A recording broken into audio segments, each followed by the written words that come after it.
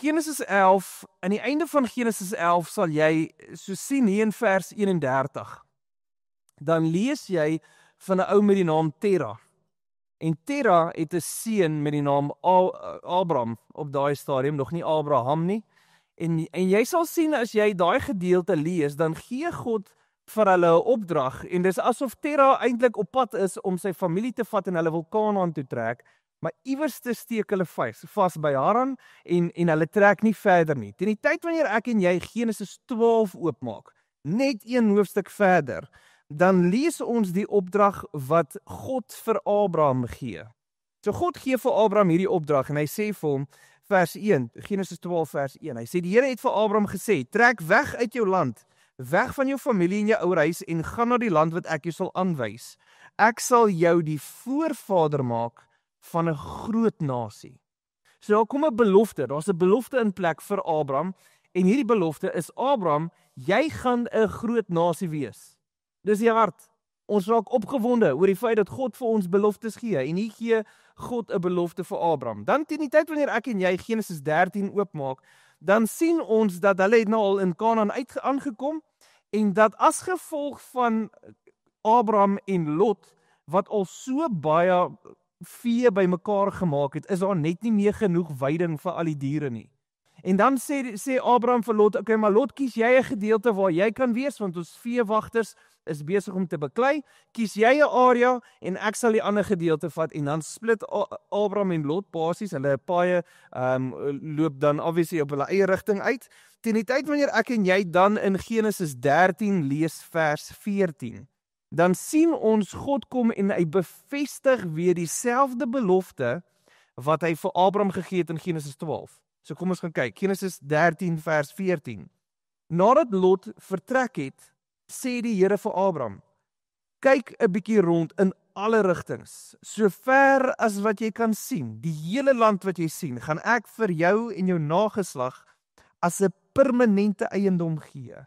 Ek gaan vir jou soveel afstammeling gee, dat hulle net soos die stof op die aarde nie getel kan word nie.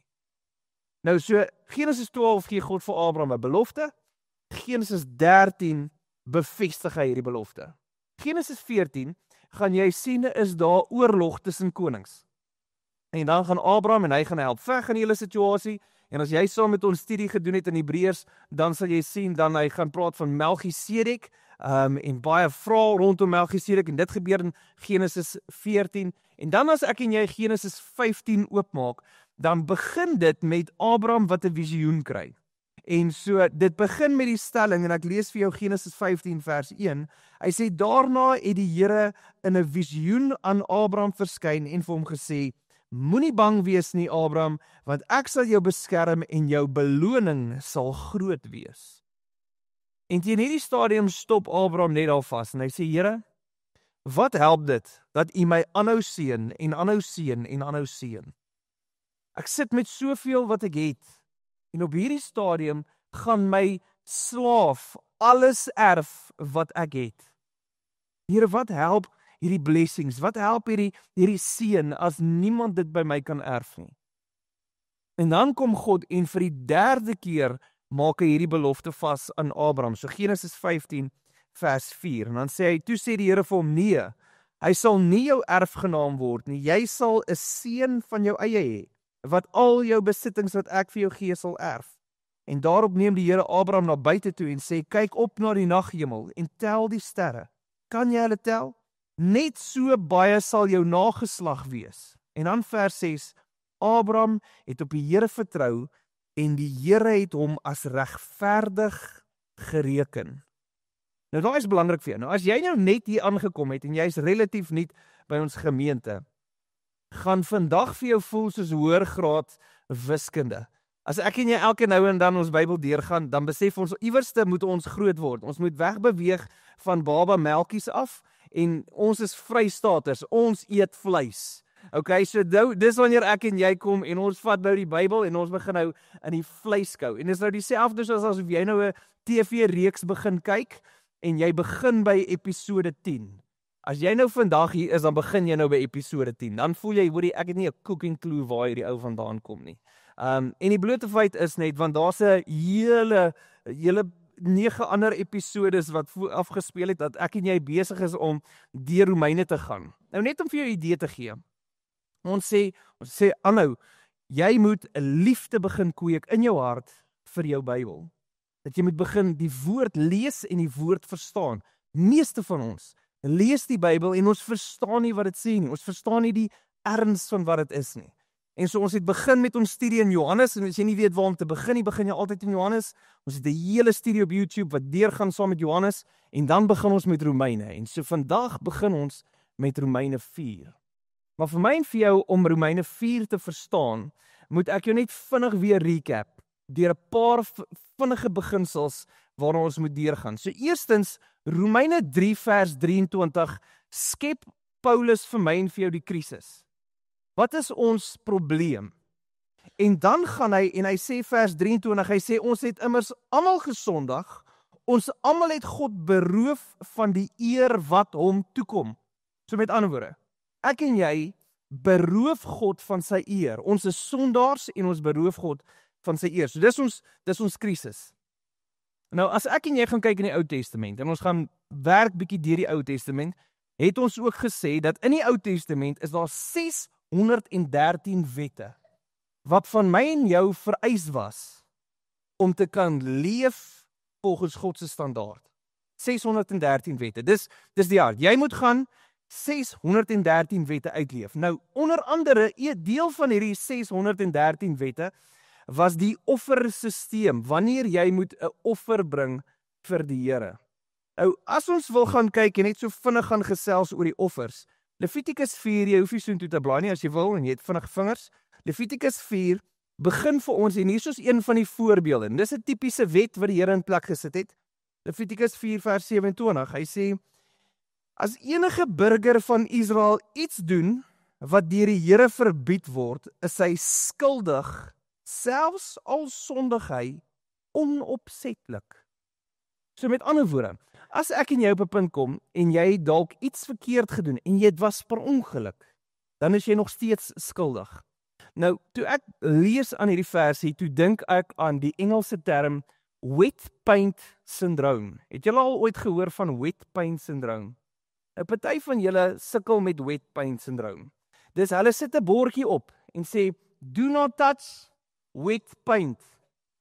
En wat gebeur in jou? Né? Almal wat wet paint syndroom het, gaan voel gou, is dit nog regtig nat? Nee, ken julle dit? Nou my probleem is ek is getroud met iemand wat wet paint syndroom het. Nou as ek sê dit vir jou en ek love haar, maar my vrou sukkel regtig om haar hande vir haarself te hou. En ek gaan dit vir jou demonstreer, bloot net oor die fotos wat ek het. So ek het foto evidence van hierdie goeders. En ek wil dit juist vir jou sê, so as ons gaan kyk hierso, my vrou tel net enige ding op wat sy sien. So in die natuur, hierso sit sy met 'n klein verkleermannetjie. Daarso vat sy aan 'n rob. Daar soen die rob haar. Daar het sy 'n blou blaasie opgetel. Daar het sy 'n seekastanje opgetel. Daar het sy 'n groot slak opgetel. Daar het sy 'n skoenlapper se papie opgetel. Daar het sy 'n seekomkommer opgetel. Daar het sy 1 parrytjie opgetel. Daar het sy 2 parrytjies opgetel. My vrou tel alles op. Nou is my krisis. Ek het 2 dogters. En my vrou leer my dogters om dieselfde te doen. So nou, sit my dogters met 'n parrytjie. En dan kyk ons en dan het my vrou 'n seekat gevang. En dan het sy in die seekat gevat. En dan leer sy die kind om aan die seekat te vat. En dan het sy 'n krappie gevang en dan leer sy die kind om aan die krappie te vat. Dis wat gebeur. Nou hoekom ek dit vir jou sê, is weet julle hoe gaals is dit om almal kwekery toe te gaan? Dis terrible. Mamma sien 'n blommetjie. En sy moet van aan, en gevolg deur 2 kinders, wat ook moet vat aan die blommetjie. En al wat ek kan dink is my budget. Hulle wil vat aan die hasies, hulle wil vat aan die blompotte, hulle wil vat aan alles wat hulle sien. Wet paint syndrome. En dis nie malicious nie, dis nuuskierigheid. Ek sê my vrou kyk met haar vingers.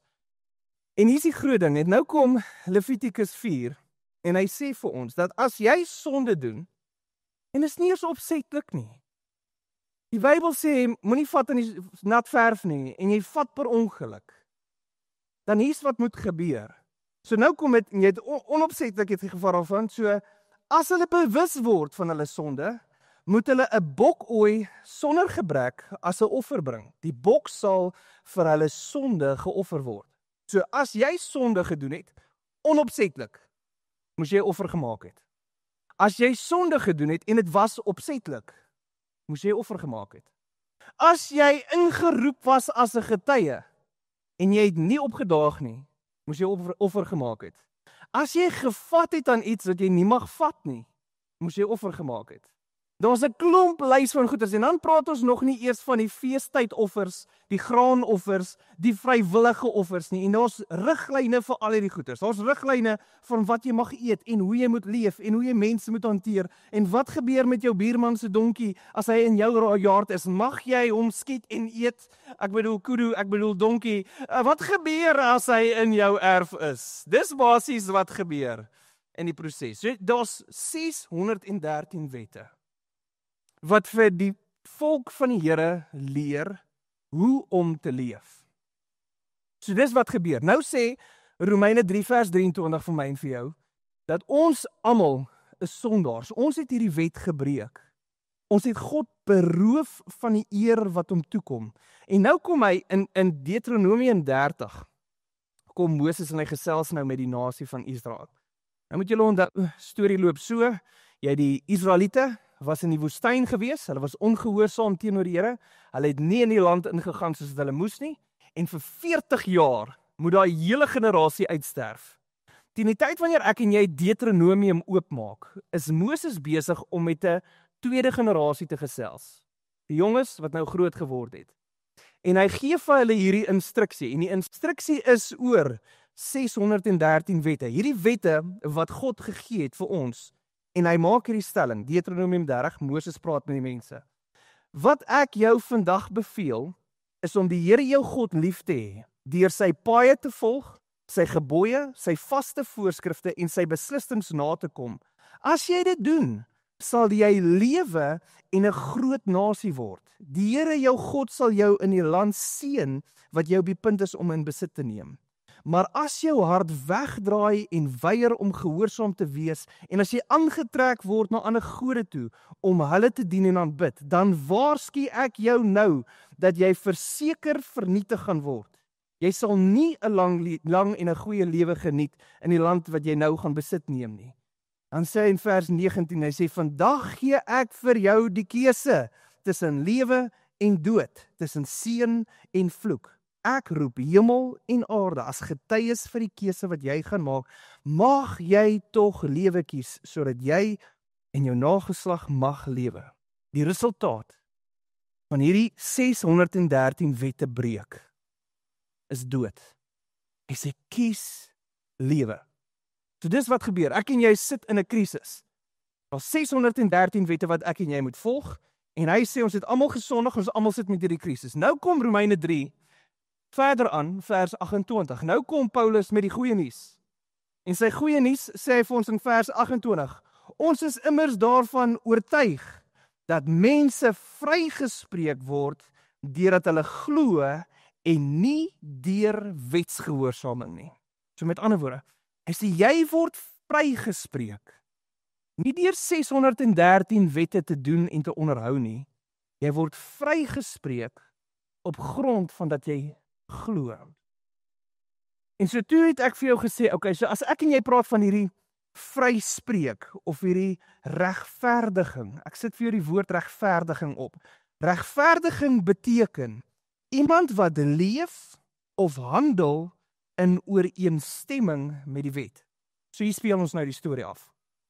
Die Here kyk na 613 wette.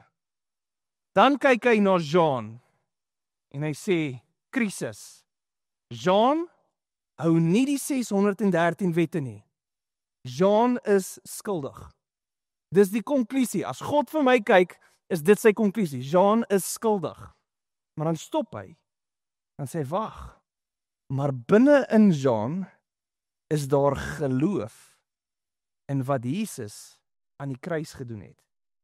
Nou verklaar hy my wat skuldig is, wat nie die wette onderhou nie, net op grond van my geloof, verklaar hy my iemand wat leef in ooreenstemming met die wet. Ek word regverdig verklaar.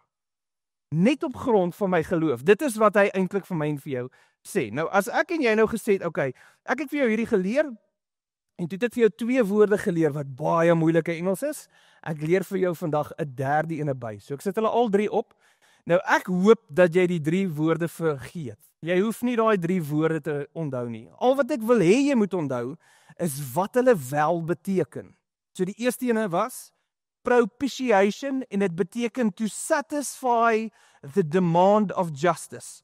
Toe Jesus aan daai kruis gesterf het hy gesatisfy the demand of God's justice. God vereis justice. God vereis regverdiging. God vereis straf vir sonde.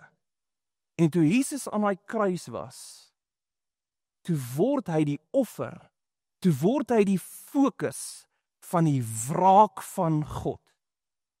Dis wat propitiation beteken. In my plek het Jesus die volle wraak van God gedra op homself. Propitiation. Die tweede woord wat ons gesê het is expiation. Ek het die voorbeeld gebruik is om vir jou te betaal as ek iets uit my kaart uit of my rekening uitbetaal vir jou. Dit gaan vanuit my rekening uit in jou rekening in. Expiation is uit. So dink aan exit. Expiation beteken my skuld, my sonde, my sleg wees, exit uit my uit in Jesus in.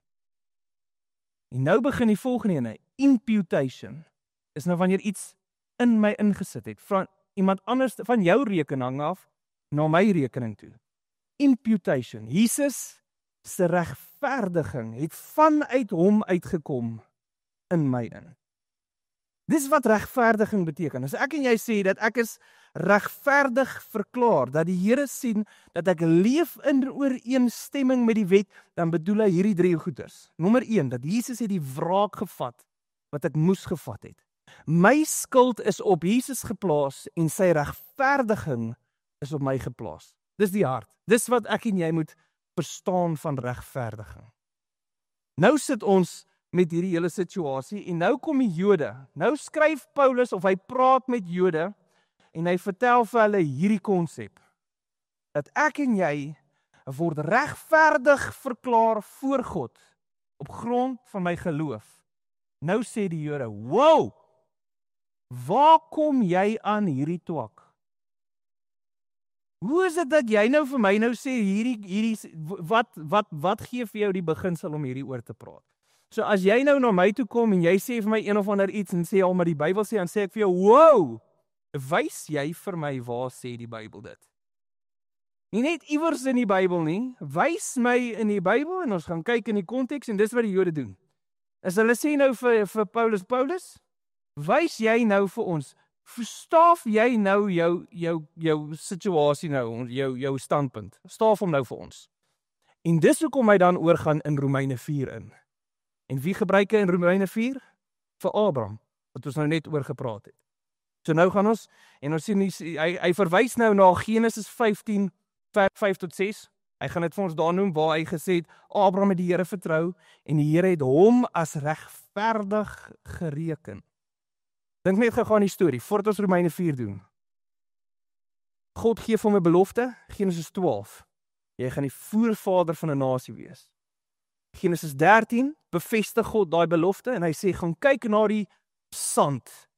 Jou nageslag sal ontelbaar wees soos die stof. Genesis 15 kom hy en hy maak dieselfde ding. Hierdie keer sê hy vir hom, gaan kyk na die sterre. Jou nageslag sal soos dit wees. Dan sê hy, en Abraham het God geglo en die Here het hom as regverdig verklaar. So met ander woorde, dit was op grond van sy geloof, het God hom regverdig verklaar. En dit is wat Paulus sy hele argument gaan wees in Romeine 4. So ons gaan Romeine 4 deurgaan. Ek gaan dit om nie vers vir vers deurgaan nie, bloot oor, jy kan self Romeine 4 gaan deurlees, Jy sal sien deur Romeine 4 is dit sy argument vanaf vers 1 tot en met vers 25 toe. Daar's 'n paar verse wat ek wel vir jou wil uitlig, soos dat ons die deurgaan en ons begin by vers 1. Hy sê Abraham is ons aardse voorvader. Hoe pas hy in hierdie prentjie van vryspraak deur geloof? Was dit op grond van sy goeie werke dat God hom vrygespreek het? As dit inderdaad was, sou hy dalk goeie rede gehad het om te spog. Maar vanuit God se oogpunt het hy absoluut niks gehad om oor te spog nie. Die skrif verklaar mos, Abraham het in God geglo en God het hom vrygespreek. Wanneer mense 'n werk verrig, word hulle 'n loon nie as 'n guns beskou nie, maar as 'n vergoeding. Die saak staan heeltemal anders met daardie mense wat geen prestasie het waarop hulle staat kan maak nie, maar wat glo in hom wat goddeloos is vryspreek. Hulle word vrygespreek deurdat hulle glo. So nou kom en hy sê, Abraham word nou ons voorbeeld van iemand wat geluister het na God, geglo het in God, sonder om te werk, sonder om 'n effort in te sit, en hy het geglo en God het hom hy het hom vryspraak gegee of hy het hom regverdig verklaar. Dis die idee wat ek en jy verstaan van Romeine 4. Nou, dan gaan hy verder aan en hy verwys nou na Dawid wat 'n paar stellings gaan maak. Hy gaan praat, maar Abraham is ook nie net vir die Jode nie, maar ook vir die nie-Jode nie. Bloot oor die feit dat Abraham het dit gedoen voordat hy deur die besnydenis gegaan het. So uit 'n hele argument, maar alles kom neer op die een fokus. Abraham word ons voorbeeld van wat ons hierso raak sien. So spring af na vers 16 toe. Romeine 4 vers 16. Die geloof is dus die sleutel.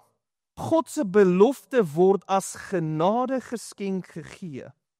En as ons sy nageslag as sy nageslag sal dit beslis ontvang. Nie net die wat die wet ontvang het nie, maar almal wat deel het in Abraham se geloof. Want Abraham is die vader van almal wat glo. Dan spring ons af na vers 21 toe. Hy was absoluut daarvan oortuig dat God enige iets kan doen wat hy beloof het. Inderdaad, God het Abraham regverdig verklaar omdat hy geglo het. So hier kom Paulus se argument en hy sê wat Abraham gedoen het is baie wat ek en jy moet doen. Die enigste verskil tussen my en jou en Abraham se geloof is Abraham se geloof was gewortel in wat die Here gaan doen. My en jou geloof is gewortel in wat die Here klaar gedoen het. Hoor mooi, Abraham se fokus van sy geloof is wat die Here gaan doen. Ons is gefokus, ons wortel is in wat Jesus klaar vir ons gedoen het. So dis die verskil tussen ons en Abraham, maar beide lê en is gewortel in geloof. Maar nou, as jy al jou Bybel gelees het, beleef jy hier sit ons met 'n krisis. En die probleem is dat die Bybel weerspreek homself. Nou daarom by Lighuis is ons nie bang vir daai stellings nie. Bloot net oor baie mense sê, ja, maar die Bybel weerspreek homself. Jy kan dit nie glo nie man, stokoud. Hy ding is 2000 jaar oud, natuurlik gaan hulle foute in hê. Nou ons is nie bang om te gaan kyk en te gaan sê, maar as een vers een ding sê en 'n ander vers sê iets anderste, hoe gaan ons hierdie twee bymekaar uitbring nie? Want hier's Paulus se argument dat net deur geloof was Abraham regverdig verklaar, gebaseer op wat God vir hom gesê het in Genesis 12, Genesis 13, Genesis 15. Genesis 15, jy snap iets in Abraham se hart en hy het geglo en die Here het hom as regverdig verklaar. Maar nou is daar ou met die naam Jakobus. En Jakobus skryf iets heeltemal anderste. Maak gou Jakobus 2 oop. Jakobus 2 kom hy en hy skryf vir ons iets wat nogals lyk asof dit in teenstryd is. Jakobus 2 vers 20. En nou gaan hy vir ons die volgende sê. Hy sê vir ons, wil jy weet, o nietige mens, dat geloof sonder dade nutteloos is? Is Abraham ons vader nie, iemand praat hier so met ons, Okay, is Abraham ons vader nie op grond van sy dade regverdig verklaar, omdat hy sy seun Isak op die altaar geplaas het nie? Hier kom Jakobus en hy sê, nee, Abraham was regverdig verklaar, op grond van wat op Genesis 22 plaasgevind het. Genesis 21, uiteindelik kry Abraham die kind waarvoor God gesê het hy moet kry. Isak word gebore. Genesis 22 sê God vir hom, Abraham, vat hierdie seun, jou enigste seun, die seun wat jy so liefhet, die seun wat my belofte is aan jou, en gaan offer hom aan my. En wat doen Abraham? Hy stry nie, hy worstel nie, hy gaan nie enigstens in 'n kla of 'n moupie en, ag Here, asseblief moenie. Hy staan op, hy pak alles, en hy vat sy seun om hom te gaan offer. Nou sê Jakobus, hy sê, as jy wil weet, waar kom Abraham se regverdiging vandaan? Is dit hierdie offer wat hy bereid was om te doen? Daar was dit gewees, dat hy regverdig verklaar is. En dis Jakobus se uitgangspunt. Want hier is ons grootste krisis, as jy nou moet gaan kyk, hy sê vir ons vers 21, is Abraham, ons vader, nie op grond van sy dade regverdig verklaar, omdat hy sy seun Isak op die altaar geplaas het nie. Maar nou sê Paulus vir ons, nee, Abraham, ons aardse vader, Romeine 4 vers 1 tot 4, hy sê, was dit op grond van sy goeie werke wat hom vrygespreek het? As dit inderdaad was, sou hy dalk 'n goeie rede gehad het om te spog, maar uit God se perspektief uit nie dit doen nie. So nou vra ek myself die vraag, okay, as Paulus sê, geloof en net geloof. En nou kom Jakobus en hy sê, nee, wow, geloof sonder dade is useless. Dit was Abraham gewees wat sy seun moes offer. Dan begin ek en jy en ons vra onsself die vraag, voordat ons enigstens wonder of die Bybel verkeerd is, vra ons onsself die vraag, wat is die doel van die skrywer en hoekom skryf die skrywer vir my en vir jou hierdie stelling? So wat was Paulus se doel? Hoekom skryf Paulus Romeine 4? Hy vra die vraag, hoe is dit moontlik dat ek en jy wat kriminele is, julle is die cuteste kriminele wat ek ken. Okay? So hoe kan ek en jy wat baie cute kriminele is, ooit eendag voor God staan, wat 'n heilige en 'n regverdige God is? Hoe gaan dit moontlik wees vir my om voor God te kan staan? En Paulus se antwoord is, net geloof in Jesus. Wanneer ek en jy wil verstaan wat Jakobus bedoel, dan rewind ons 'n bietjie na Jakobus 2 vers 14 toe. Jakobus 2 vers 14, dan sê hy, wat baat dit as iemand sê dat hy geloof het, maar hy het nie dade nie? Wat gebeur as iemand heeltyd vir jou sê, ek dien die Here, maar niks verander in sy lewe nie? Nie die manier hoe hy praat nie, nie die manier hoe hy besigheid doen nie, die manier hoe hy sy finansies hanteer nie, nie die manier hoe hy sy pelle hanteer nie, niks verander in sy lewe nie. Hy is nog presies dieselfde soos dit hy was voor die tyd. Nou kom Jakobus en hy sê, wat help dit jou om te sê jy het geloof, maar ek kan dit nie in jou lewe sien nie? Want onthou nou, hy kom op 'n stadium in Jakobus 2 vers 19 en jy kan dit lees daar. Hy sê hierso, jy glo daar is net een God. Die bose geeste glo dit ook en hulle sidder, so bang is hulle. Hy sê so, as jy sê jy glo in Jesus, great, jy en die demoon is op dieselfde level. Dis pretty much wat gebeur. Ek en jy en die demoon is pretty much equal daar. Ons weet, ons glo. Maar dan weet ons, Jesus kom op 'n stadium en dan verwys hy die Ou Testament, Matteus 15 vers 18, dan sê hy, hierdie volk eer my met hulle lippe, maar hulle harte is ver van my af. En nou begin daar iets gebeur. Jakobus kom en hy sê die stelling. Hy sê vir ons, as jy wil weet of iemand 'n opregte geloof het, sal jy dit in hulle lewe sien. Want hier is die ding, as jy regtig glo dat Jesus jou redder is, sal jy verander. Wat gebeur? Is Abraham glo God. En hoe weet ons? Hoe weet ons Abraham het God geglo op grond van die belofte? Hoe weet ons dat hy was oortuig gewees dat ek gaan vir jou 'n vader maak van 'n groot nasie? Hoe weet ek dat Abraham regtig waar geglo het? is want in Genesis 22 was hy bereid om dit te offer. Dis hoe ek weet, dis die resultaat om te weet, dis egte geloof. Dis as ek en jy wil weet, of iemand regtig Jesus ken, sal ons dit sien in die persoon se lewe. Nou, ek weet vir 'n feit, dat God het nie nodig om te kyk na werke nie. Die dag wanneer jy voor God gaan staan en jy sê, Here, ek het geglo, kyk hy verby al jou mooi praatjies, hy kyk verby al ons goeie werkies, en hy kyk reguit in ons hart in, was daar genuine geloof? Dis hoe God ons gaan oordeel.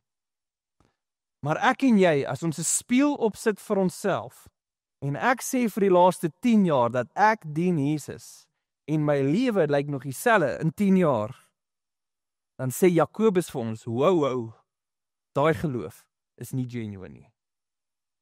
As jy nog dieselfde lyk soos 10 jaar terug, en jy praat nog dieselfde met jou vrou, jy hanteer die kollegas by die werk nog steeds dieselfde, jy hanteer jou werkers, jy hanteer ander kulture, mense wat nie dieselfde velkleur as jy het, nog presies dieselfde as 10 jaar terug, dan sê Jakobus jou, nee, hierdie geloof is nie genuine nie. En dis hoe ek en jy weet, wanneer hierdie geloof, wat eintlik vir ons goeie nuus is, wanneer is dit regtig waar goeie nuus vir my en vir jou? So Paulus kom, en hy sê vir ons, al wat jy nodig het, is geloof. Genuine geloof in Jesus. As ek vir jou vra, glo jy dat hierdie stoel hier voor op die punt, kan jou ophou as jy op hom sit? Kan ek jou garandeer dat almal gaan sê, yes, ek glo hierdie stoel sal my kan ophou. Nou vra ek vir jou, hoor jy maar, hoe weet jy is dan nie eers besig om te sit in hierdie stoel nie? Want net deur op te sit op hierdie stoel, gaan jy regtig waar glo. Vir al wat jy weet, het ek meeste van daai poetjie afgesaag. Net vir die van daarvan. Geloof in Jesus is nie net weet met my kop nie, maar te glo met my hart. En daai geloof sal altyd transformasie in my hart bring. Sal altyd iets verander in my hart. En nou sluit ons af met Romeine 4. Romeine 4 vers 23. Hy sê hierdie wonderlike waarheid. Wat is hierdie wonderlike waarheid? Hierdie geloof wat Abraham gehad het, dat God Abraham regverdig verklaar het omdat hy geglo het. Staan nie opgeteken ter wille van Abraham self nie. Dis ook vir ons, om ons te verseker dat ons net so vrygespreek sal word as ons in hom glo, wat Jesus, ons Here uit die dood uit opgewek het. Hierdie Jesus is oorgelewe om ter wille van ons sondes te sterf. Hy is opgewek sodat ons vrygespreek kan word. So met ander woorde, as ek wil weet hoe kry ek regverdiging, glo ek in 3 woorde. Die eerste ene, propitiation. Jesus het vir my en vir jou die prys betaal. Nommer 2, my sondeskuld is op Jesus geplaas. Nommer 3, sy regverdiging is op my geplaas. As ek hierdie 3 beginsels glo met my hele hart, het ek geloof in my hart. En daai sal jou lewe transformeer.